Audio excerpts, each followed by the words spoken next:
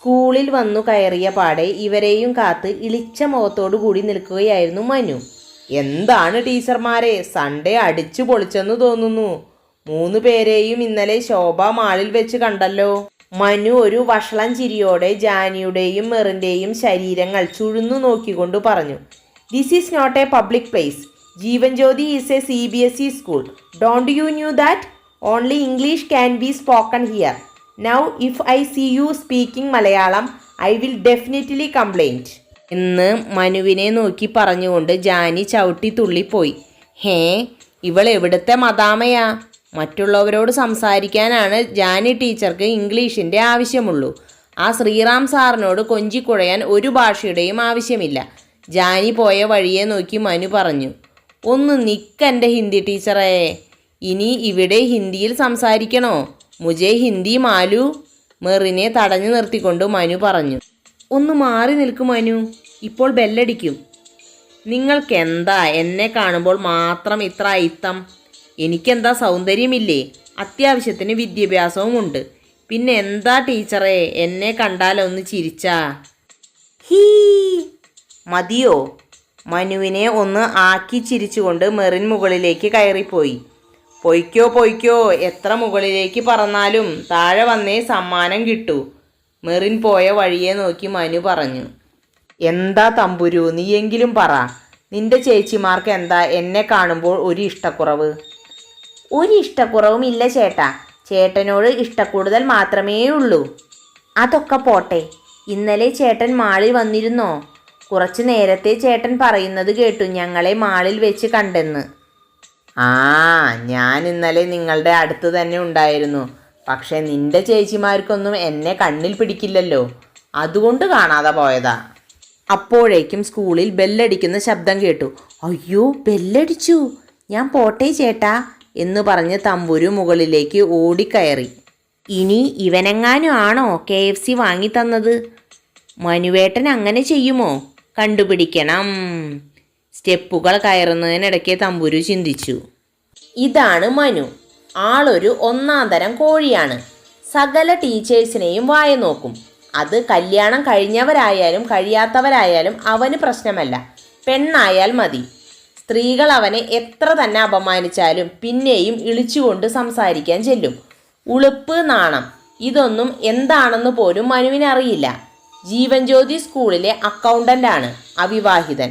കൂടുതൽ ഡീറ്റെയിൽസ് വഴിയേ പറയാം. ഫസ്റ്റ് പീരീഡിന് ശേഷം ജാനി സ്റ്റാഫ് റൂമിലേക്ക് നടന്നു വരികയായിരുന്നു. ഹലോ ടീച്ചറേ, പിന്നിൽ നിന്നും ഒരു വിളി. പിന്നിലേക്ക് തിരിഞ്ഞു നോക്കിയതും തന്നെ നോക്കി പുഞ്ചിരിച്ചു നിൽക്കുന്ന ശ്രീറാമിനെയാണ് ജാനി കണ്ടത്. Hello, good morning sir. Very good morning. എന്താടോ തനിക്കിത്ര സ്പീഡ്? തൻ്റെ ഒപ്പം എത്താൻ വേണ്ടി ഞാൻ ഹൈ സ്പീഡിൽ നടന്നിട്ടും എത്തിയില്ല, അതാ തന്നെ വിളിച്ചത്. സാറ് പുറകിലുണ്ടായിരുന്നത് ഞാൻ കണ്ടില്ല, ജാനി പുഞ്ചിരിച്ചുകൊണ്ട് പറഞ്ഞു. ഇവർ സംസാരിച്ചുകൊണ്ട് നിൽക്കുന്നത് കുറച്ചകലെ നിന്നും ഒരു മൊബൈൽ ഫോൺ പകർത്തുന്നുണ്ടായിരുന്നു. എന്താണ് ടീച്ചറേ, ഇപ്പോൾ സംസാരിക്കുന്ന ലാംഗ്വേജ് ഇംഗ്ലീഷാണോ? ശ്രീറാമും ജാനിയും വരാന്തയിൽ നിന്നും സംസാരിക്കുന്നത് കണ്ടിട്ട് മനു കുറച്ചകലെ നിന്നും വിളിച്ചു പറഞ്ഞു. Look Manu, you just need to look in to your own business. Don't interfere in mine. അവൾ മനുവിനെ കൂർപ്പിച്ചു നോക്കിക്കൊണ്ട് പറഞ്ഞു. കണ്ടോ ശ്രീറാം സാറേ, ഈ മാത്സ് ടീച്ചർക്ക് എന്നെ കാണുമ്പോൾ മാത്രം ഇംഗ്ലീഷ് വരും. എനിക്കാണെങ്കിൽ ഇംഗ്ലീഷ് ഒട്ടും പറയാനും അറിയില്ല എന്ന് പറഞ്ഞ് മനു ശ്രീറാം സാറിൻ്റെ തോളിൽ കൈവച്ചു. മനു ചെല്ല്, ജാനി എന്ത് സംസാരിക്കണമെന്ന് അവൾ തീരുമാനിക്കും. മനു വെച്ച കൈ എടുത്തു മാറ്റിക്കൊണ്ട് ശ്രീറാം പറഞ്ഞു. ജാനിയെയും ശ്രീറാമിനെയും നോക്കി ഒന്ന് അമർത്തി മൂളിക്കൊണ്ട് ചൂളമടിച്ചു മനു നടന്നുപോയി. കണ്ടില്ലേ സാറേ അവൻ്റെ അഹങ്കാരം. എന്നെ കാണുമ്പോൾ എന്തെങ്കിലും ചൊറിഞ്ഞുകൊണ്ട് വരും. എത്ര അവഗണിച്ചാലും പിന്നെയും വിളിച്ചുകൊണ്ട് വരും. ഇപ്പോൾ നമ്മൾ സംസാരിക്കുന്നത് കണ്ടപ്പോൾ അവന് ഇഷ്ടപ്പെട്ടില്ല, അതാ വന്ന് ഒന്നും കൂടെ ചൊറിഞ്ഞിട്ട് പോയത്. ശരിയാ, പല ടീച്ചേഴ്സിനും അവനെപ്പറ്റി പരാതിയുണ്ട്. അവൻ എവിടെ വരെ പോകുമെന്ന് നോക്കട്ടെ, എന്നിട്ട് നമുക്ക് അവനെതിരെ ആക്ഷൻ എടുക്കാം. ശ്രീറാം ജാനിയെ സമാധാനിപ്പിച്ചുകൊണ്ട് പറഞ്ഞു. എന്തിനാടോ അവനെ കാണുമ്പോൾ മാത്രം ഇംഗ്ലീഷിൽ സംസാരിക്കുന്നത്? അത് പിന്നെ മലയാളത്തിലാണ് അവനോട് മറുപടി പറയുന്നതെങ്കിൽ പിന്നെയും വെള്ളം ഒലിപ്പിച്ച് നമ്മളോട് സംസാരിക്കാൻ വരും.